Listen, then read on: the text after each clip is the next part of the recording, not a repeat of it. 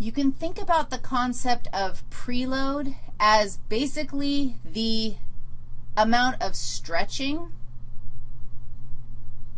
experienced by ventricles during ventricular filling. So as the ventricles fill with blood, they stretch, and the amount of stretch that they experience, that is the preload. The bigger the preload, the greater the strength of contraction. Thank you, Erno and Otto, for helping us understand that. Preload I like. Preload I can visualize. I can imagine that I'm loading up the heart before the contraction. Preloading, that's the before amount that I'm loading into the heart. That works for my brain. Afterload is a little weirder. Afterload is related to resistance. Afterload is the resistance that says during contraction, during contraction, it says, nice try, you're not coming this way. Afterload is the resistance that, it's the force that resists blood flow.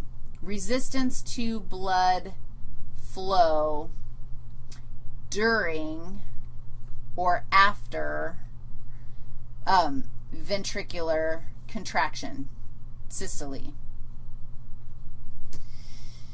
So, okay, now think about that. It's not just any resistance. It's like the resistance that has to be overcome before blood will even move. So it's actually a specific quantity, and you can think of it as, dude, I want to push the blood out like going through a door. Oh, like double doors.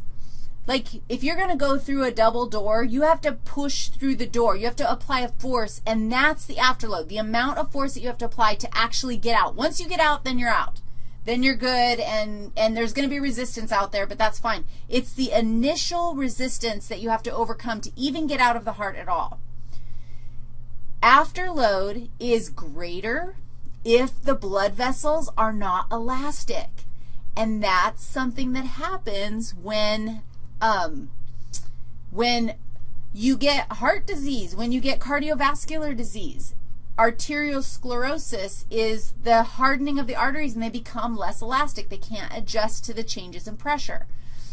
If you can't adjust, if you can't stretch, then you've created this, like the blood, the fluid has to flow through a set diameter no matter what, and that's going to be a harder task to push all that blood through there without being able to stretch and accommodate to that. Preload gets us ready to go.